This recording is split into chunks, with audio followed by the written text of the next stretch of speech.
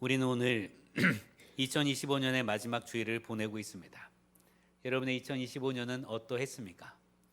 우리가 이번 수요일에 송구영신 예배를 드리게 될 텐데, 송구영신 예배가 주술적이거나 미신적인 것이 아니라 한국에 온 선교사들로부터 예배를 드리기 시작한 것이란 말이지요.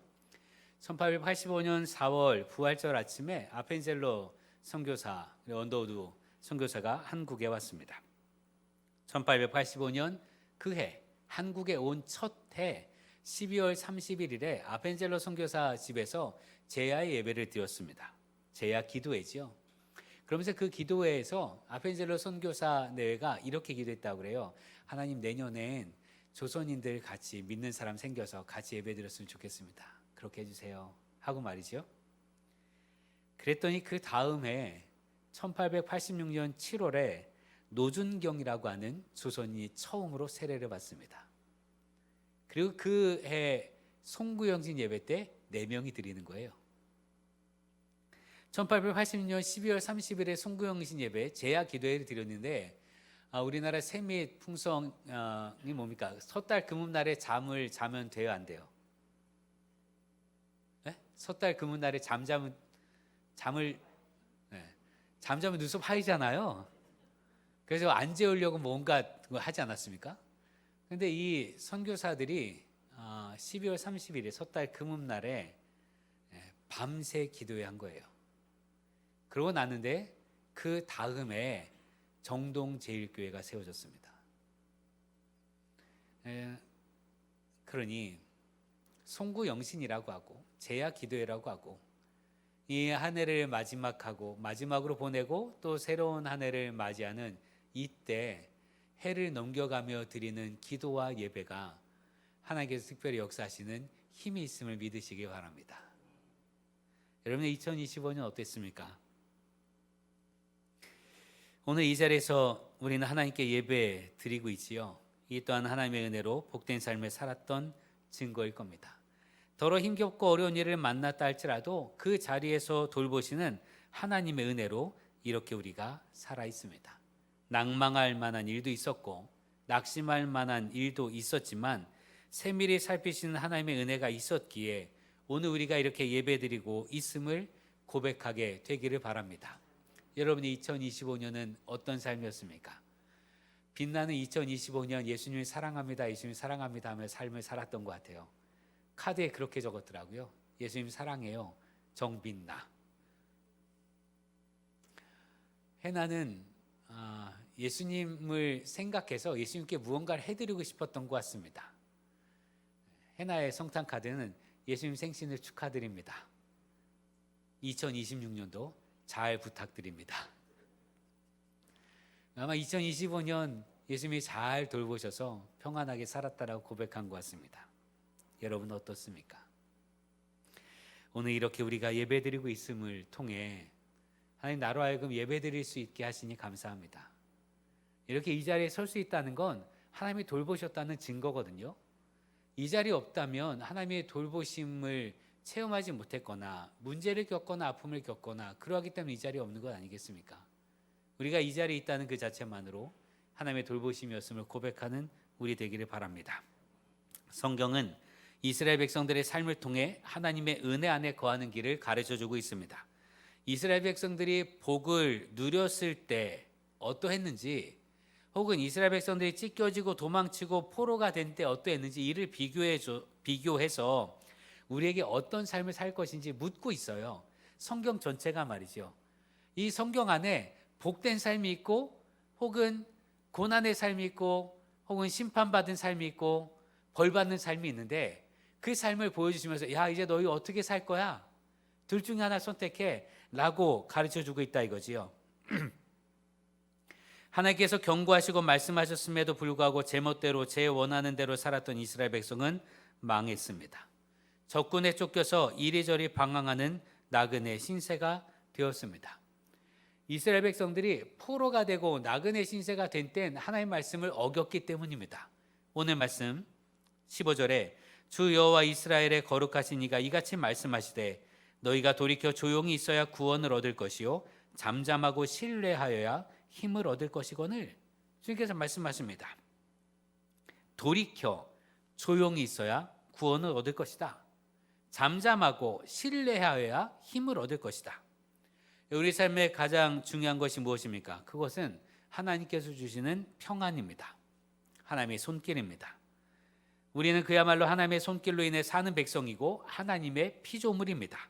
이것을 읽는 순간부터 눈앞에 보이는 것이 아무리 화려하다 할지라도 공허할 수밖에 없으며 한순간에 날아가는 겨와 같은 인생이 됩니다. 하나님께서는 이사야 선지자에게 돌이켜 조용히 있어야 그래야 구원을 받는다라고 말씀하셔요. 돌이켜 조용히 있다라는 말이 무슨 뜻인가? 회개하고 마음을 편안하게 해야 구원을 받는다는 뜻입니다. 우리 삶의 모든 것에 대한 회개, 잘못 살았던 것에 대한 회개 없이는 마음이 편해질 수 없고요. 마음이 편해지지 않는 상태는 그야말로 지옥 같은 삶이 될 수밖에 없습니다. 마음에 대해 성경은 말해주는데 잠언 4장 23절에 모든 지킬 만한 것 중에 더욱 내 마음을 지키라. 생명의 근원이 이에서 남이니라. 생명의 근원은 마음에서 납니다. 분명히 드러나는 게 있죠. 여러분 마음에 평안이 없으면 입맛을 잃습니다. 걱정과 근심거리가 많으면 밥 먹기도 싫어요. 그렇지 않습니까?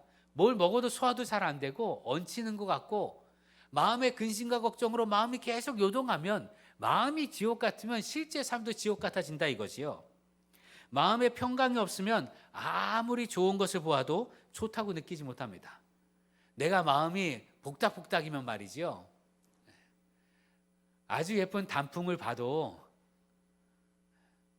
그냥 그건 그거예요. 그냥 내 마음속에 계속 그 생각만 합니다. 계속 괴롭게. 마음의 평안이 없으면 부귀영화도 아무것도 아닌 것이 됩니다. 그럼 이 마음의 평안을 어떻게 얻을 수 있느냐? 이사야 선지자의 말씀을 통해서 돌이켜 조용히 있는 것. 회개하면 마음의 평안이 온다라고 말씀하십니다. 마음의 평강을 얻기 위해서 해야 할 길은 회개입니다. 내가 중요하다고 여기던 것들을 돌이켜 하나님을 중심에 두어야 마음의 평안을 얻을 수가 있습니다. 잘 안 믿겨지죠? 이스라엘 백성도 그랬습니다. 돌이켜야 평안이 있다라고 말씀하시는데 그들이 돌이키지 않습니다. 회개의 필요성을 못 느낍니다. 왜? 왜 회개해야 되는데? 지금까지 잘 살았는데 뭘? 지금까지 잘 살았는데 뭘 바꿔야 돼? 이렇게 생각했던 게 이스라엘 백성들이에요. 그래서 뭐라고 하는가 하면 15절 16절을 보면 너희가 원하지 아니하고 이르기를 아니라 우리가 말 타고 도망하리라 하였으므로 너희가 도망할 것이요 또 이르기를 우리가 빠른 짐승을 타리라 하였으므로 삶을 돌이키라 회개하라 라고 말씀하셨는데 회개하면 마음의 평안이 있을 거라 하나님 말씀하셨는데 이스라엘 백성도 이렇게 대답을 합니다. 아닙니다. 우리 날쌘 말을 타고 도망갈 겁니다. 아닙니다. 우리 저 멀리 서는 사람들 하나님을 떠나서 저 멀리 도망친 사람들 그 사람들의 선두에 우리가 차라리 서겠습니다. 이렇게 말하는 거예요. 하나님께서 회개해라 라고 말씀하는데도 아니요 우린 그렇게 하지 않겠습니다 라고 고집을 피웁니다. 사실 우리도 그렇지요. 우리 솔직하게 돈 더 많아야 하고 더 높은 자리에 앉아야 하고 더 많은 것을 가져야 하고 더 많이 사랑받아야 하고 더 많이 이해받아야 하는데 그렇지 못해서 마음이 요동하고 있지 않습니까? 더 많이 갖지 못해서 마음이 불안해요. 더 많이 갖지 못해서 마음이 요동쳐요. 더 많이 존중받아야 되는데 그러지 못하니까 마음에 화가 있단 말이죠.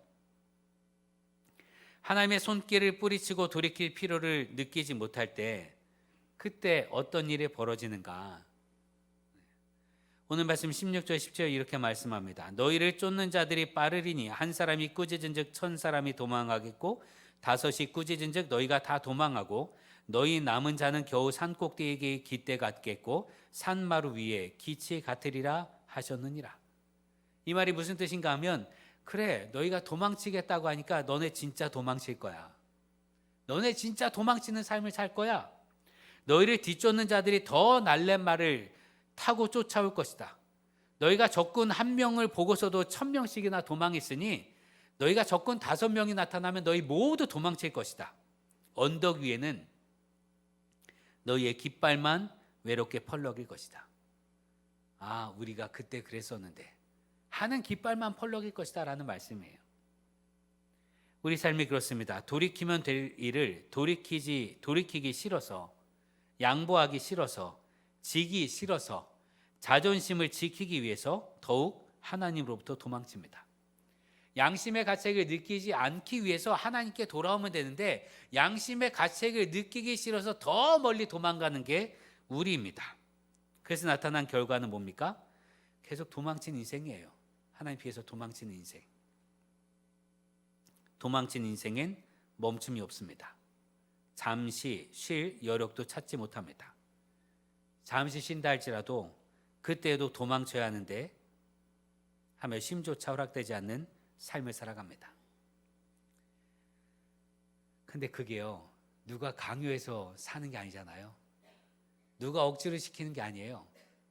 내가 선택한 겁니다. 여러분, 하나님께서 분명히 평강의 길을 말씀하셨는데 그 평강을 거부한 게 누구입니까? 나입니다. 내가 싫다 해서 도망친 거예요. 내가 싫다 해서 하나님을 피한 거죠. 그러니 평안이 우리 가운데 있을 수가 없습니다. 여러분, 2025년에 여러분의 삶이 어떠했습니까? 어떤 경우는 사회적으로, 경제적으로 내 손 밖의 일 때문에 힘겨움을 겪는 일도 있죠. 예를 들면 우리나라 경제 상황이 어렵지 않습니까? 경제 상황이 어려워서 아이들 학원비를 줄였다고 그러잖아요. 끝까지 포기하지 않는 자녀 교육비를 줄였다고 합니다. 이게 집값이 높아져서 혹은 금리가 올라서 집값이 높아지고 대출을 받은 거에 대한 금리가 높아지고 그러니까 그거 갚느라고 이자 갚느라고 다른 거 쓸 여력이 없다는 거예요. 우린 그렇게 힘겹게 2025년을 살아왔습니다. 그건 우리 손 밖의 일이지요. 그러나 그 외에 여러분이 2025년을 보내면서 여러분의 삶의 마음에 아픔을 주었던 일들, 그 일들은 여러분이 선택한 겁니다. 누가 여러분에게 강요한 게 아니라 여러분이 선택한 거예요.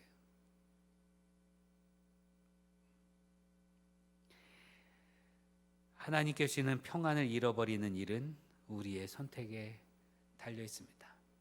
반대로 하나님께 주시는 평안을 찾는 일도 우리의 선택에 달려 있습니다.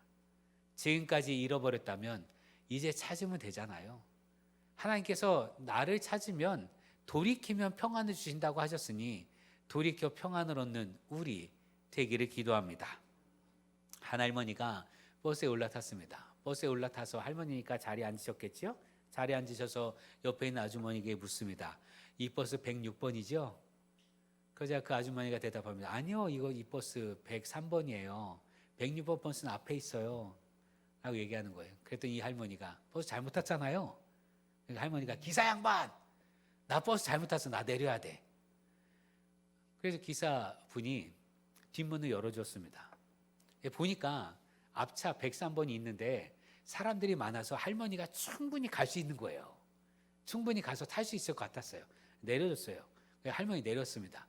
열심히 뛰는 것 같았어요. 열심히 뛰더니 버스 앞문으로 올라오시면서 기사 양반 큰일 날 뻔했어. 나 103번 놓칠 뻔했어.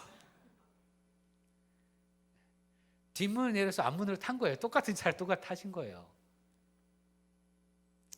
그렇다 할지라도 돌이키겠다고 바꿔야 되겠다고 생각한 그 마음이 얼마나 대단합니까?